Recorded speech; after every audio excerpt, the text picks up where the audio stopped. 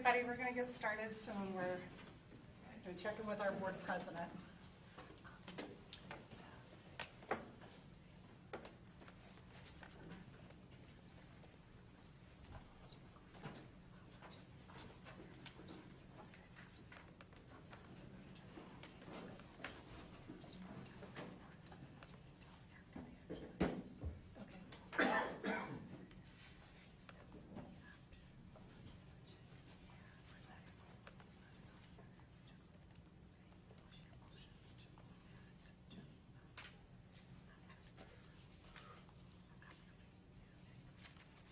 Thanks, guys. Our board president was stuck on the road coming back from work. So we're checking to see if she's going to be here.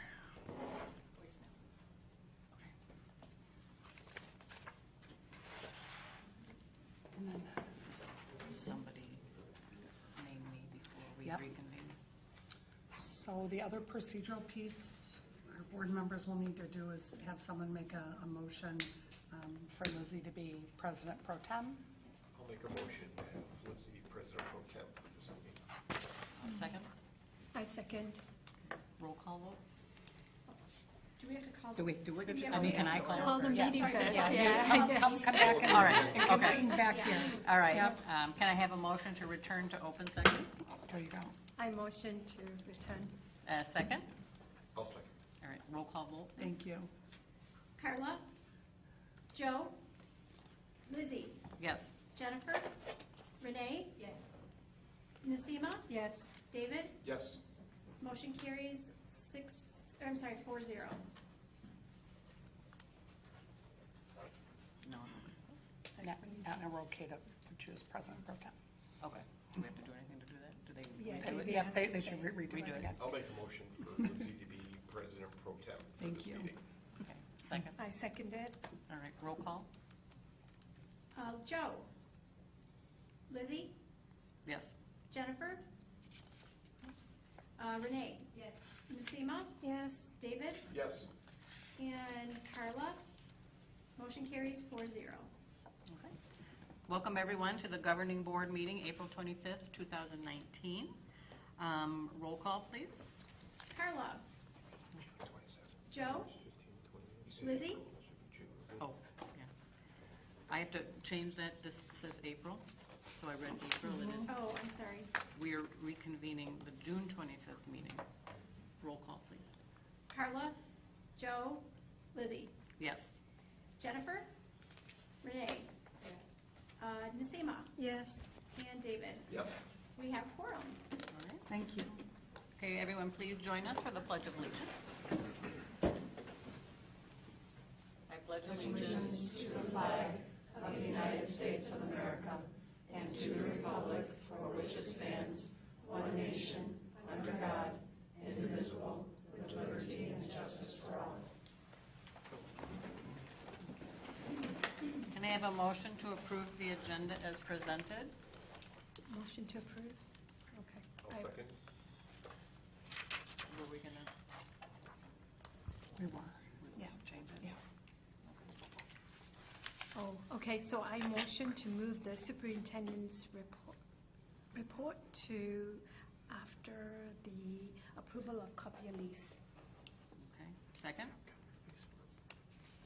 I'll second. So we are moving the superintendent report until after copier lease. Roll call, please. Lizzie? Yes. Jennifer? Renee? Yes. Nasima? Yes. David? Yes. Carla? Joe? Motion carries 4-0. Okay. Are there any citizen statements? No citizen statements. All right. We are at the consent agenda. May I have a motion to approve the consent agenda as presented? A motion to approve. I'll second. Any questions? All right, roll call, please. Jennifer? Renee? Yes. Nasima? Yes. David? Yes. Carla? Sorry, I lost track. Joe? Lizzie? Yes. Motion Motion carries 4-0. All right. Now we're on action items. The first one is approval of a language arts curriculum and materials adoption. Can I have a motion to approve the purchase of Pearson's MyView and Mi Vision 2020 as instructional materials for English and Spanish language arts at a cost of no more than $550,013, which represents a 6-year license through 2025. I motion to approve. I'll second. Any questions? Okay. Roll call? Renee? Yes. Nasima? Yes. David? Yes. Carla? Joe? Lizzie? Yes. Jennifer? Motion carries 4-0. Can I just add one thing, Mr. Lynn? Because some of the people that were here that worked on that, I just want to thank Steve Thomas and all our teachers that helped put the plan together. It's really exciting to see where we're headed. And then finally, our teachers, both English and Spanish, will have the support systems they need. So I just want to thank them, since some of them are here tonight. It was a lot of hard work, so thank you very much. Okay. Next on the action item is approval of the fiscal year 20 tentative budget. It's placed on public display for no less than 30 days prior to adoption. After board approval, a legal notice is published inviting the public to review the budget and to attend a budget hearing to be held on September 26, 2019, prior to the final adoption. This is a legal requirement. Can I have a motion to approve the tentative budget for fiscal year 2020? I motion to approve. Second. And then discussion. Okay, a discussion? He has Chris his will- presentation. Chris will Yep. talk. Okay, you will move for the tentative budget presentation. Okay.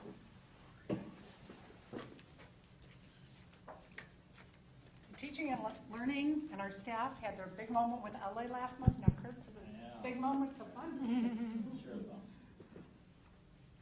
Well, which is actually part of, it's in the presentation, but there's been a change since the budget is a very fluid. Clicker?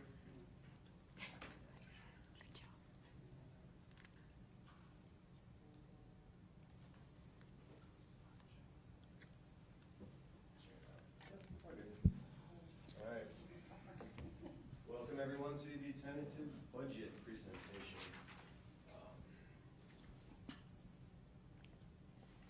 All right, maybe the clicker's not working.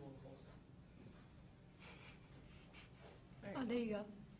Okay, well, just going to start off with the key reporting dates. Obviously, tonight is the approval of the tentative budget. As was stated earlier, we do have to post a notice in the paper to put it on public display for 30 days. Here, well, then we'd like to put it in the paper as soon as possible. So we're actually going to run an ad in the paper on July 5th. We'll let the public know that it will be available for viewing. We'll post it on our website, and we'll also have a hard copy available here at the ESC for viewing if any members of the public would like to come in and take a look at the budget. July and August, that is the period that we use for refining the budget. At this point in time, there are quite a few unknowns, especially with state revenues, but also some of the things that we'd like to look at. Some of the larger items are the enrollment. So POR is kind of a very big exercise that we go through just to make sure that we have the appropriate amount of staff for all of our students. September 26th is our budget approval meeting. The budget has to be approved prior to the end of September. After that, you have 30 days to file with both the county and also an electronic copy with ISB.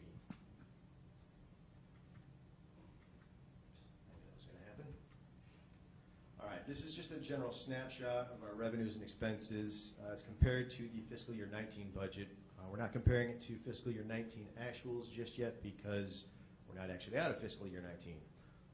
And just so happens that June is a very active month, and we're just wrapping everything up. So if you take a look at our budget revenues compared to the previous year's budget, you can see that we are we have a difference on the revenue side of about $1.5 million. A lot of that goes into the education fund, and a lot of that education fund, or a lot of those dollars actually come from the levy. Operations and maintenance, there's an increase of $411,000. A lot of it, once again, comes from the levy, but then there's also the combination which was in one of the board weeklies, of the energy rebate that we're getting for the HVAC work that's done at primary school, which is fantastic to get such a large rebate. Debt service, and this is good for the public, our debt service payments are going down from the previous year, which means in turn that that's less public dollars or less money that will have to be levied to our community. Therefore, revenues go down in turn because the county actually goes ahead and collects that on our behalf. We don't necessarily have anything to do with that portion of the levy. Transportation is relatively stable. IMRF and retirement are going up. Once again, most of it is levy dollars.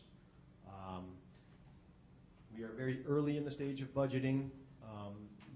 The levy won't take place until around October and November. So there's time there to redefine where we're actually going to put the money. These are just the preliminary, or the tentative, I should say, estimates of where we're going to go. And working cash, a lot of that actually has to do with the interest that we're earning on the dollars. On the expense side, you can see that we're looking to spend about $1.9 million less than we budgeted last year. When you take a look at reduction in staffing and the large number of retirees that we've had, it's good for the education fund. We're actually projecting about $800,000 less than what our budget was last year. We do have a combination of events. When you take a look at this year's budget versus this year's actuals, even though we are still finalizing those payrolls, it looks like the budget is a little bit more than those payrolls, so we've got a little bit of wiggle room, which is nice because we had projected such a large deficit this year. In turn, we fine-tune that and look at next year and make sure that we tighten it up a little bit. Operations and maintenance, on the expense side, not much of a difference. Debt service, once again, that has to do with the amount of dollars that are actually being paid for our principal and interest payments. IMRF, FICA, and TORD are relatively stable. And the capital projects, it's a slide that we'll talk about a little bit later. The majority of that is the back half of the HVAC work that we're doing, and then whatever we're considering for the summer of 2020. Just to look at our revenues and how they're broken up, we have receive revenues locally from the state and from the federal government. Majority of the local revenues come from the real estate taxes. We do go off of, it's kind of an interesting way that the levy works out for the year because we go off of the 2018 and 2019 levies. The 2019 levy is yet to happen, but we do know that that levy will use the CPI from 2018, which is 1.9%, and the 2018 levy uses the CPI from 2017, which was at 2.1%. It's not the best system in the world because there's such a delay, but it's the one that we've got. Categorical and traditional grant payments were projected to remain relatively stable. Interest earnings in the budget are going to rise, but in the actuals are going to remain the same because the actuals are coming in higher than what was budgeted for fiscal year 19. And then the registration fees, it's a minimal impact. The fees have risen $5. The first, I think, increase in a few years. It's slightly less than what CPI had been at. And we also had the additional $10 for the third grade for the one-to-one. We had done that for all of the grades prior to that as well. Our state comes in at 10%. Last year they were at 12%. And a lot of that's because of what I'm going to talk about. Our base funding minimum, we'll get into a little bit more greater slide about evidence-based funding and base funding minimum, but one of the stipulations of base funding minimum and evidence-based funding was that school districts will not receive an amount, or they will not receive an amount less than the previous year. Unfortunately, we have a charter school, and that does not necessarily apply to districts with state-run charter schools because they actually take what our state funding is. It's diverted from the funds that we get. So according to the state's eyes, it's not us receiving less dollars when in actuality we are receiving less dollars. Looks like they're going to shift about $750,000 away. We worked that out a little bit. It might be closer to 725, somewhere between 725 and 750. But we'll get the final numbers here sometime this summer. Some of it is based on the enrollment for Prairie Crossing Charter School. They've been increasing enrollment. We don't know exactly what's going to happen there. And obviously, you have 8th graders graduating and young ones coming in. So that'll shift around a little bit as well. The other state grants, you look at the tentative budget revenues, and they're going to remain similar to the fiscal year 19 levels. And federal, that's usually fairly stable at 4%. The and that's your title grants, as well as your idea grants. Evidence-based funding summary, this is a very high level. This is one of the easiest ways to put it to make sure that everybody understands it. There's pretty much 3 stages. Determine the cost of educating students specific to your district according to cost factors. So they'll look at the demographics of your district. They have a model. They have pricing that goes along with that model. They plug in all of the numbers. Then they take a measurement of what your local resources are. You know, how much can or does the local community contribute to the school in terms of revenues? And then where there's that gap, that's where the additional distributions come in. They've broken it up into tiers, tier 1, tier 2, tier 3, and tier 4. Last year we were at 81% EBM. That's 80%. That's 81% of adequacy where we were funded, which is tier 2, which generally you get a few dollars additional. I can tell you that this year the governor has, in his bill, he's increased evidence-based funding by $375 million. That's fantastic. How much of that are we going to see? Like I said, it depends on what Prairie Crossing, how much is eroded from Prairie Crossing. We'll find out sometime this summer. This is evidence-based funding and Prairie Crossing in a nutshell, and I'll show you what we have up on top is last year's the 81% adequacy funding, our tier 2, the tier 2 funding dollars, the additional dollars we received last year for being part of tier 2 at $166,000. Then all the way to the right-hand side was the total contribution. And right below that, fiscal year 19 was Prairie Crossing share, which was 46%, and Woodland share, which was 54%. Go down just a little bit further, and you can see that those numbers have basically flip-flopped. Prairie Crossing is now going to get about $5.5 million, which is what Woodland got last year, and Woodland's going to get $4.77 million, which is about what Prairie Crossing received last year. So let's pause there. So that is for 430 390 estimated. 390 students for the 53% and 5,700 students for us for the 47%. That's why we've got the Legislative Advocacy Committee. That's why we have to try to somehow And I get can, Springfield to care, because it's just our problem. I mean, that's the issue, board team, is that it's just a few of us. and I can tell you that those percentages, the 54% and 46% and the 53 and 4, those are misleading, because general state aid, evidence-based funding now rolls in more dollars than just general state aid. Right. It now rolls in some of the categoricals that we used to get. So only part of the total dollars is what the traditional general state aid was. If you want to take a look at what the actual percentage of the old general state aid, you're probably looking at closer to 70% to Prairie Crossing. So true. And then little old us with 5,500 students getting about 30%. So this is just kind of a summary. It's a picture. We like to define revenues by fund and also by where we're receiving them from. Education fund gets 76%. That's not very common whatsoever. That's generally where the majority of the funds go. Operations and maintenance is usually kind of in that second area, with transportation close to it. Like I said, this is just a pictorial of what we've gone through. If we look at the tentative budget for our planned expenditures, right now, although this is no longer true, like I said, the budget is fluid, $65,800,000 was budgeted for this tentative budget. Salary and benefits comprise about 73% of the district's total budget.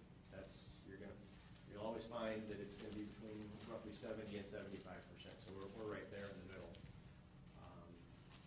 Staffing costs are projected to remain fairly constant with last year. That's, like I said earlier, that's due to the number of retirees that we had. And we're going to replace with some people coming in that will be making a salary that's going to be less than what the retirees are making, as well as some of the reductions in FTE.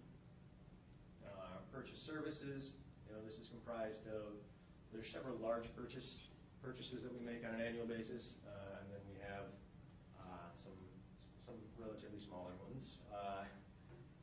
You're looking at bus leases, you're looking at our insurance costs, alternate transportation, custodial cleaning services, copier rentals, and so forth. Also on top of that is the dollars that we spend on those staff members that we can't find, that we have to actually go call them. Contract services. Yeah, just contracted services. Could we pause there? and Yes. Can I Go give ahead. that shout out? So I just want our board members to, you'll see in your weekly communication, to just recognize Dr. Donna Vandenbroek for her cost avoidance. Donna and her team aggressively recruited and hired so many hard-to-fill positions. Donna has helped save and avoid upwards of $250,000 to $350,000 just for next year's budget because of her due diligence. And when she and I committed to staying another couple years with our retirement, she promised the board she'd do that, and she's exceeded it. So I just want to say thank you so much. And then really good people is the best part about it. Supplies and equipment, you're looking at, obviously your consumables, computers, books, all of that good stuff. Capital projects at 4.6, it's a little bit less than we had last year. It's still open for what projects we're considering for the summer of 2020. We're actually going to talk a little bit later about an amendment. It's something that's it's an absolute need that we're going to have to do. But then we'll get together, and the finance and facilities committee will get together and have some discussions as well. And then there's the other. The other pretty much is comprised of 99% of tuition for our CEDAL students and our private facility students. Yes, the ELA adoption that we just did. We did find a way, and this just happened the other day, to pay for the entire thing in fiscal year 19. We had put some of the money into this year, deferred some of the money into this year, but we found a way to pay for it. So the left side is going to get smacked off. ELA, social studies, though, and health are still on the docket. Capital equipment purchases. These have been put in a tentative budget. Doesn't necessarily mean that we're going to take care of these. We'll still talk about them a little bit. One of the larger items is the top kick, the plow and salter. We currently have a vehicle right now that can only be used by one individual because you have to have a specific license for it. It pretty much sits quite a lot of time, and it's not very efficient to have a vehicle like that because it's very hard to find somebody that can actually operate it. So looking at potentially selling that and replacing it with something that is more usable, especially on those days when we have inclement weather and we need it to plow. That's very important. We put a contingency in there, $40,000. You never know when a hot water heater is going to go out. I mean, there's a lot of little things. We've got a million square feet. Is that? Yes, sir. All right, a million square feet. So being a new homeowner, I know how everything goes wrong. So. Capital projects. We've got asphalt and concrete work. On the left-hand side is going to be district items that we're going to be doing in the green. Hot water heater replacement for a very old hot water heater. We're looking at the public address system. Server technology replacement will be complete this year. Cell phones, we've got some old phones. The fiber installation that we voted on should be complete at some point in time. Next year we're looking at projectors next summer for the elementary schools. In the blue, it's our architect-run projects. We have a transportation center that is interesting to say the least. I think it's been a topic of conversation for quite some time, and I know it's been on that Probably plan.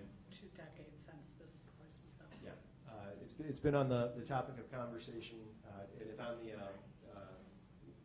monies that we borrowed, the $20 million, that was part of that plan as well. We're looking to get something that actually has a foundation, and it's not just a module set on the ground that is deteriorating, the roof is deteriorating, the HVAC system is not working. So we're looking at ideas right now to think about how we can do that next summer. And then we have the back half of the HVAC, and then the yellow on the bottom is the boiler replacement, and then some security cameras. That's going to be what we talk about with the reports, because we're looking to have an addendum to our performance contract. We have a boiler that's in pieces now that we have to have up and running before the cold weather comes, and then the security cameras are a request. This is the expenditures pictured once again, graph form. We break it down by fund and then by use of funds. So you can see the lower right-hand graph will show you 73% are the salaries and benefits, and then you can see services, supplies, and equipment, debt service, and onto tuition. So this is the one picture that shows you everything kind of in a nutshell. Estimated fund balances at the top. Along the bottom, where you can see some of those red numbers, you can see what the difference is between our revenues and expenditures. Notice in the edge fund that we've got a deficit of about $1.33 million. Our working cash is showing a deficit. We transfer money from working cash in order to pay for the capital projects. Those are planned expenditures. Those are the things that you don't have to worry about because that's the reason we borrowed the money. It's more on the operating side when you look at the education fund where you see that negative dollar amount, and you can see the erosion of the fund balance where there's going to be a little bit of concern. I anticipate that $1.3 million, when I start fine-tuning things, is going to go down, and hopefully it goes down significantly. I don't think we're going to need it to be a black number, but it's going to be, it should be less than the $1.338 million. I believe, yes. Does anybody have any questions?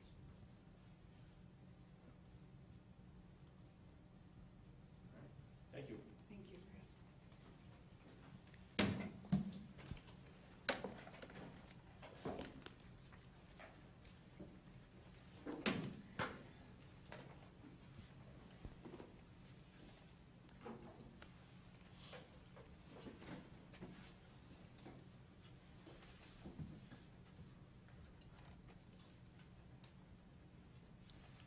Laura, we had the motion, the first and second to approve that, didn't we already? We just have to do the Yes. roll call? Yes, correct. Okay, so roll call vote for that? Nasima? Yes. David? Carla? I abstain. Joe? Lizzie? Yes. Jennifer? Renee? Yes. Motion carries 4 to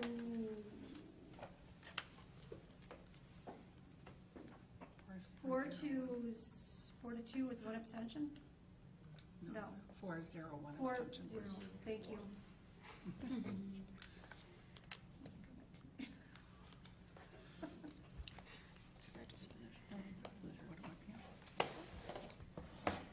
Switch.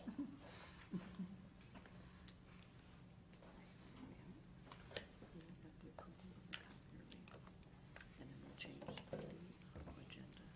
So we're going to then go to the superintendent report after. Okay.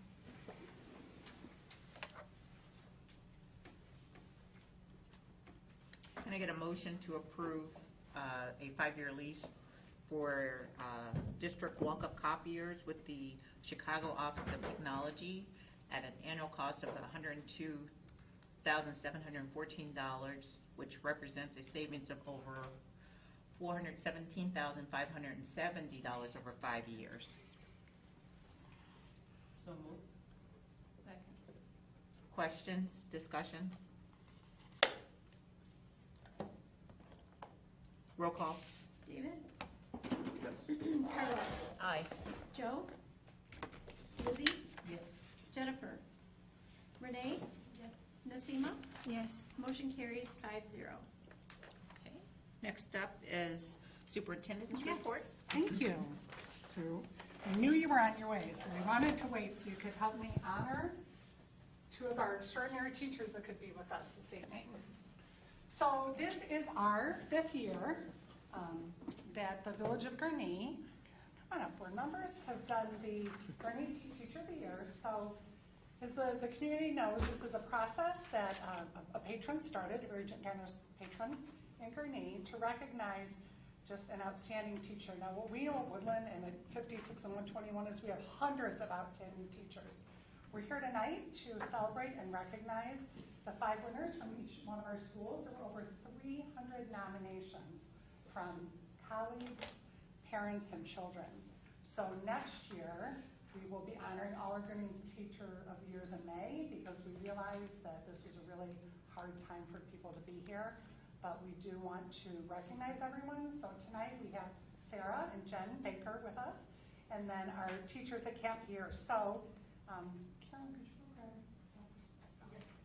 So tonight we honor Miss Sarah Byer. Sarah is one of our kindergarten teachers at the primary school. Come on in.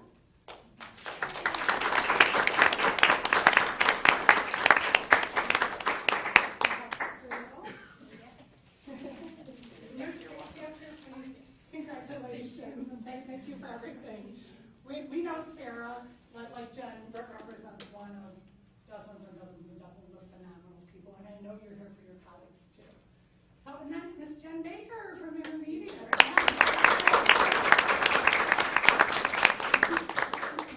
Thank you. And their family is here, so let's recognize that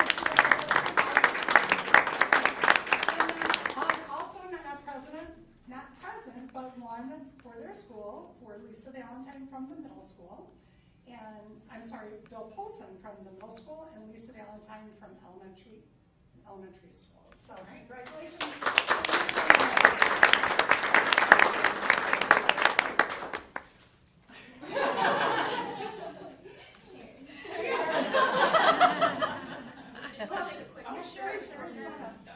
Board members want to come join us?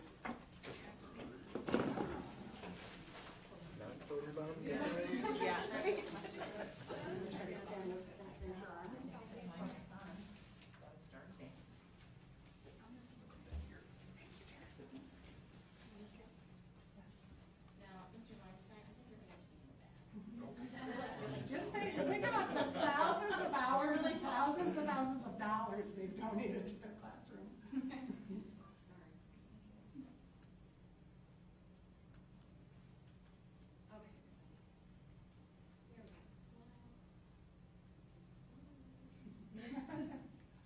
I usually take a bunch, so just stand there and look pretty.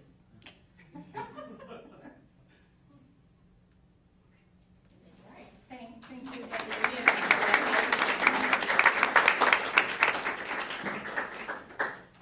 Thank you so much for all you do for our children for so many years.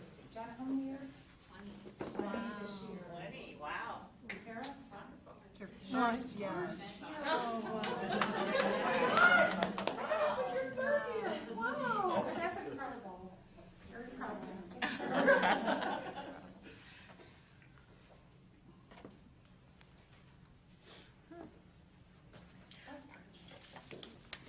Next up, we have reports, or do you have another? No. Okay. Next up, we have reports. In your packet, you have written reports, several different written reports. One will begin with the written report on the 2019 summer capital projects. Do you have? We do have a bit of an update. Okay. Were there capital projects this summer? Yeah. This is about the well, Yeah. you want me to do solar now, or? Like I was talking about in the presentation, we're going to look to have an amendment to our performance service contract. What we had this past year was it's an older boiler, one of the oldest boilers that we have actually, that didn't make the initial list for the performance service contract. It just went out on us. Right now it's in pieces, so we need to get a new boiler. This falls in line with what Siemens does, so we're looking to add that to the contract. And we also have a request from the middle school for 3 additional cameras. At some point in time, I know that cameras were part of what we were looking to do. This is 3 that they feel are necessary in specific locations. So we figured we would throw that into the amendment as well. So those are the additional items. Do we want to wait for solar, or? Well, we don't have another spot on the agenda, so now's good. 'Cause Solar. it ebbs and flows. We had a meeting this afternoon. It does ebb and flow. It does ebb and flow. At the last meeting that we had, they had talked about timeframes, and there were concerns about, because of the delays that were happening, trying to get projects up and running while students were in school. There's also permitting. There is a twist to the permitting for the village of Gurnee, and then permitting with Lake County as well. So their anticipation was that they could get work started for a couple of the schools after school began. And one of them, with one of the special permitting that's needed in Gurnee, is that it wouldn't be until October. So that one is immediately off the list. The other one that would start after school begins would be at elementary school, and that one is off the list as well. What they did put together for us is some of the work that they could do in August, which would be the interior work. The solar array is going to have to be connected to, obviously, the mechanical rooms. They can go ahead and take care of that. They can take care of the boring or the trenching that they're going to need to get out to where the arrays are. So that'll be complete prior to the beginning of school, and then they'll do their power shutdown and their interconnect in those schools. Middle school is still on the table just because of the location of middle school, and that's for now, I will say, because there's still the matter of the permitting from the ROE, and also, I just found this out today. It's not the village, that property. That property is unincorporated, so it's actually Lake County's property.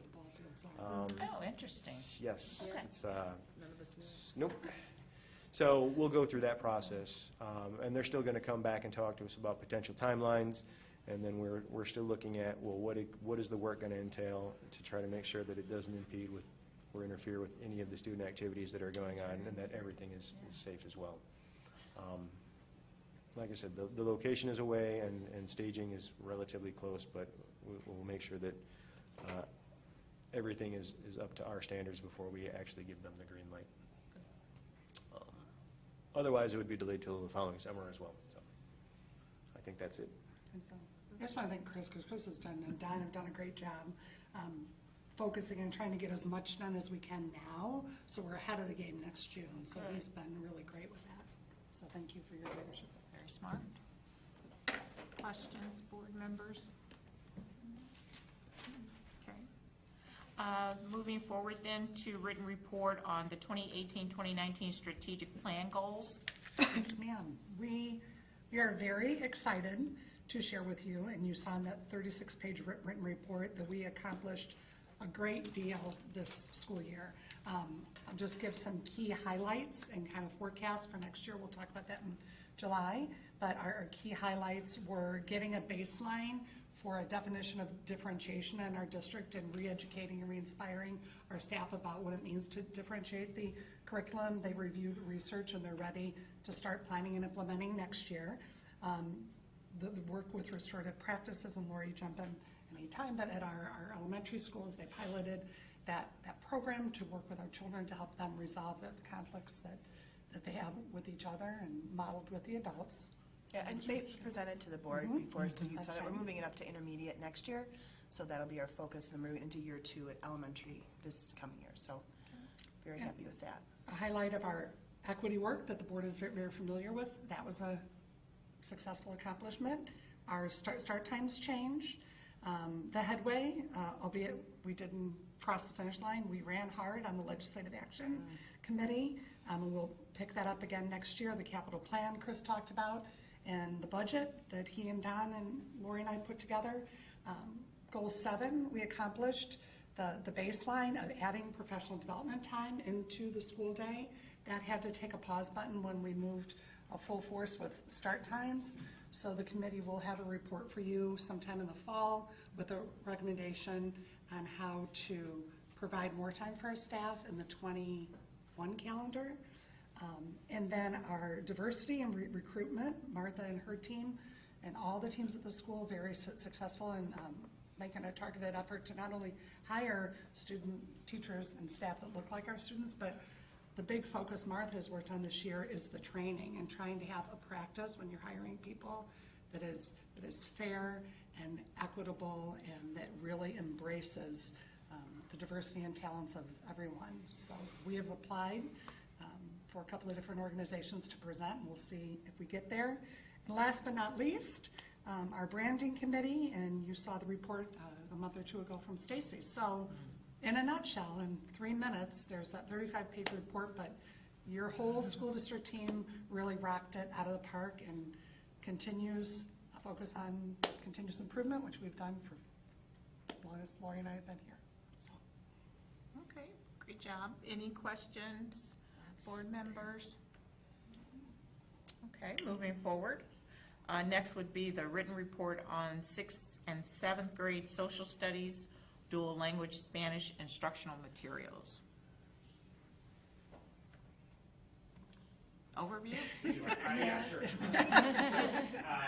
As with all of our programs, dual language does have some specific needs, and some of that really comes down to the language in which So while we've had some flexibility with the current product that we adopted last year for the entire middle school, we do need something far more specific really for our Spanish speakers in the dual language program in middle school. So hence, there was a small team that got together. They did actually do some external visits, actually went during La Cosecha, which is the National Dual Language Conference. I got to see these actual materials being used in a school in Santa Fe. And I think there was pretty much consensus that this is a product we do need to add into our program. So right now, all we're recommending for 6th and 7th grade, next year we'll come back and ask for 8th grade as our dual language program rolls up to 8th grade. That's it. And then we would just be asking, hopefully, if there's any other questions or anything, but we'll be bringing this back in July, then hopefully for approval. Questions, board members? Okay, well, moving forward then to board improvements and operations. Wait, I'm sorry, Carla. Oh. I didn't have a question about what Steve said. But I do have a question, because I wasn't here in May. When did we decide on the arbor? What we didn't do, we voted in May to do the 1 year, but it's back on the board table for this fall to talk about with respect to whether or not the board wants to go out to bid and look at the whole process. That was the direction from the meeting before. Yes. Thank you, because I missed that meeting. Thanks. Yeah, I don't think you missed it, did you? Yeah, I was running late. That was the only meeting I ever missed. Okay. Yeah, but there was nothing to vote on. No, but I know you You guys were missed- discussing okay. it. You were just doing a discussion and I missed it. Okay. Thank you. Board improvement and operations. So the only question is whether or not the board members want to keep their meeting date. The board was invited to the golf outing, but you could go during the day. The foundation just asked if you wanted to change its meeting date to attend the golf outing. There's no expectation to do that. They did know about our date ahead of time. I thought I'd put it out there to see what you wanted to do. We're saying this is on the same day as the Lake County Bar Golf outing. And I'm the defending champion, so I have to go to that. So might have to move the meetings. I think as hard as it's for us to get Together. consensus Yeah. for dates, period, that we keep our scheduled Yeah. date. I agree. Right. Okay. I'm good. Okay. Okay. Sounds good. Anything else under board operations and improvements?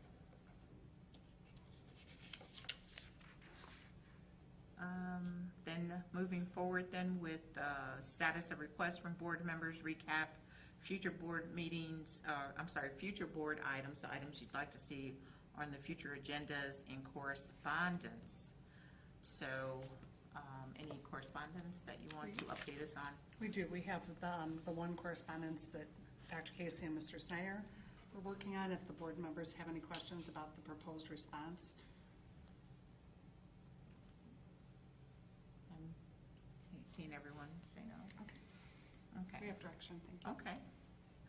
I think I yes. asked you before, I think we need an updated form list for board members. Yes. Because I don't know if anyone has my number, but I don't have anybody's number except for yours. That's true. Oh, sure. We can get that. Probably more than mine. Probably more than mine. Right.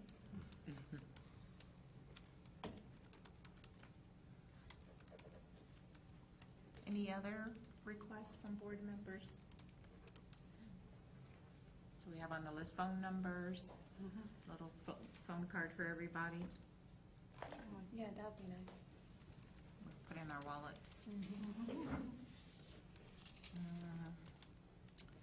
Any announcements and board committee reports? Okay. So do we have any citizen statements? Okay. Is there reason to return to closed session? No. No. But just before we go, I'd like to thank Carolyn, since this is her last board meeting with us, retiring tomorrow. Okay, Carolyn, if you insist.